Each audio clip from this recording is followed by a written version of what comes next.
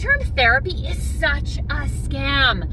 Like, what it does is you just keep walking the same neural path in your brain, so you just like further instill like all of those beliefs and the stories and the scripts that are keeping you stuck. They're keeping you living in your limbic system, the emotional center of your brain, which is also attached to long-term memory, which is why your reality hasn't changed, why the outside world hasn't changed, because you literally identify as somebody who goes to therapy. That is your identity. That is what you hold on to. That trauma is who you are. And I'm not saying that therapy and counseling are a bad thing. Like, oh my God, I love me a good counseling session, and especially when you're in the thick of it, when you need to process those emotions, when you need a safe place to heal, to talk about it. But the problem is, long term, you're going for like 6 months, a year, 2 years, you're seeing the same person week after week. That's why you're not changing, because you haven't actually stepped into a different identity, and you're just reinstilling that that's just who you are. I'm just somebody who just lives from my trauma, and you're never going to get yourself into a place where you make decisions that you're capable of following through on,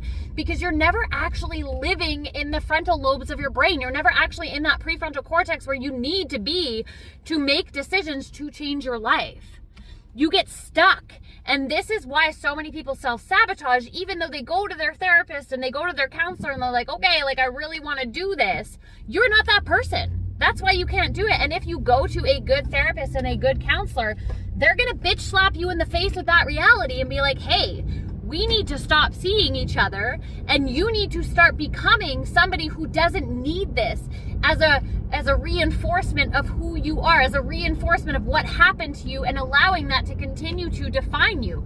You need to rewire your brain and decide who you're going to be.